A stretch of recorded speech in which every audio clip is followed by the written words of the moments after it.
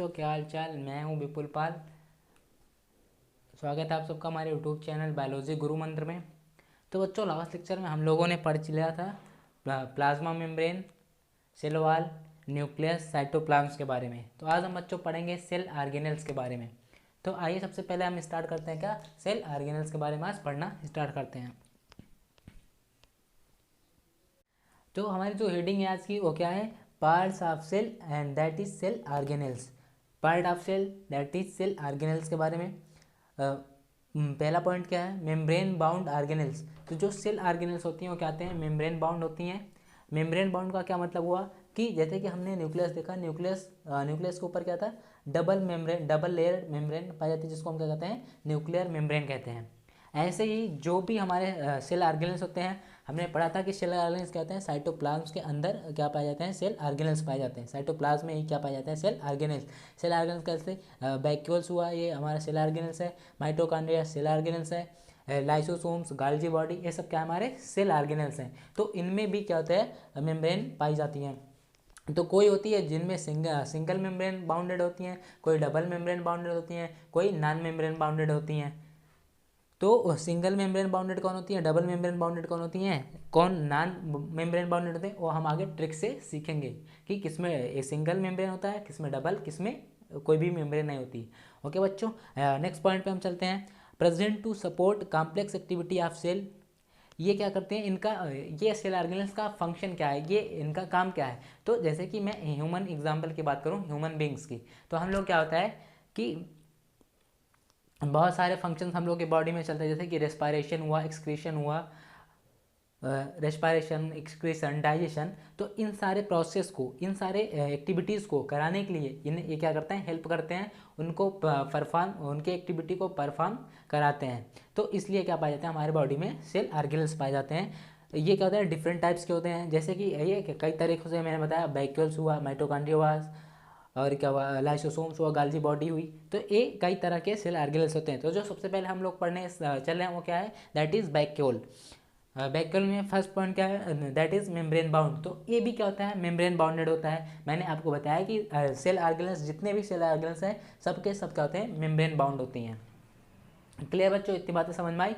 फिर क्या करता है, स्टोरेज साइक्लाइक। तो ये क्या करते हैं, इनका फंक्शन क्या होता है, ये स्टोर करते हैं। वैक्यूल्स का फंक्शन क्या है कि ये स्टोर करते हैं। स्टोर क्या करते हैं, सॉलिड और लिक्विड फील्ड्स। तो ये सॉलिड भी स्टोर करते हैं अपनी बॉडी में, या लिक्विड भी स्टोर करती हैं।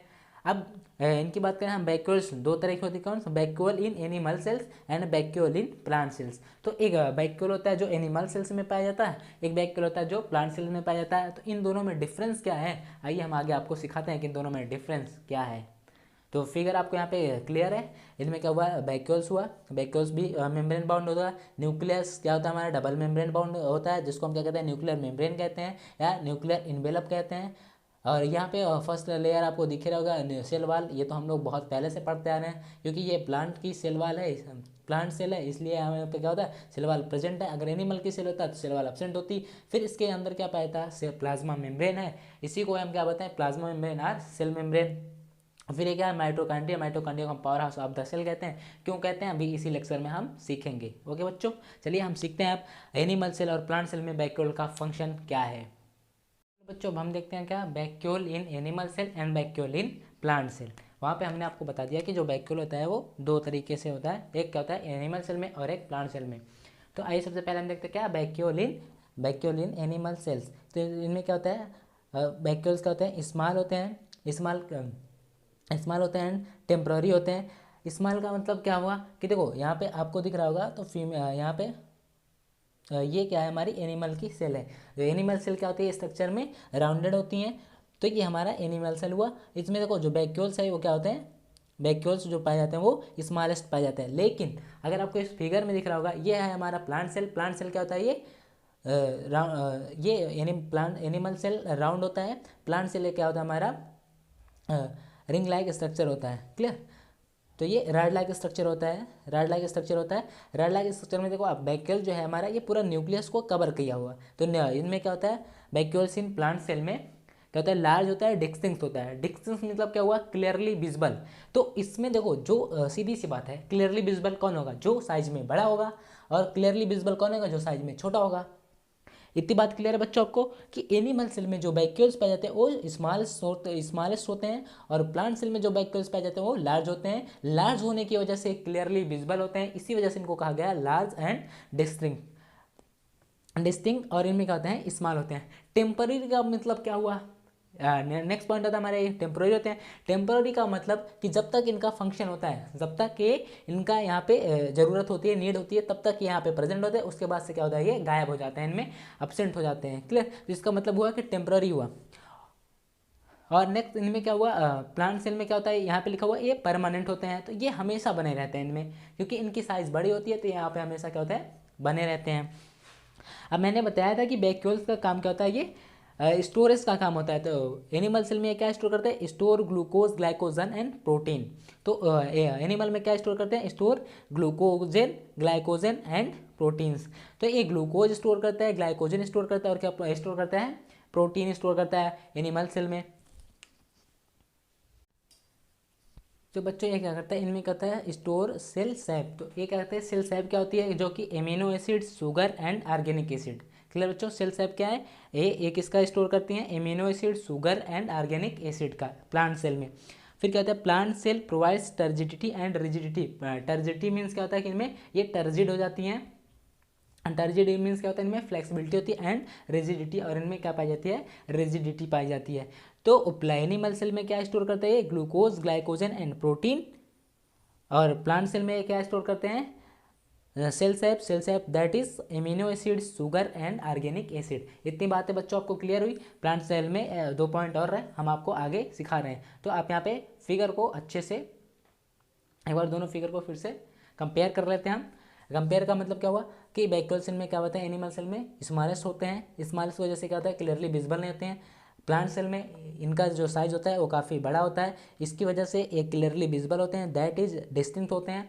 इनमें भी माइटोकॉन्ड्रिया पाई जाती है। तो इन सबको मैंने क्यों दिखा दिया, क्योंकि ये क्या होते हैं, सबसे पहले क्या होता है, मेम्ब्रेन बाउंडेड होते हैं, चाहे माइटोकॉन्ड्रिया हो, न्यूक्लियस हो, वैक्यूल्स हो।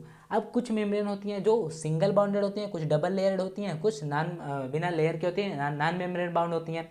तो कौन सिंगल मेम्ब्रेन बाउंड होती है, कौन डबल, कौन नॉन मेम्ब्रेन बाउंड होती हैं, इसको हम आपको ट्रिक से आगे बताएंगे।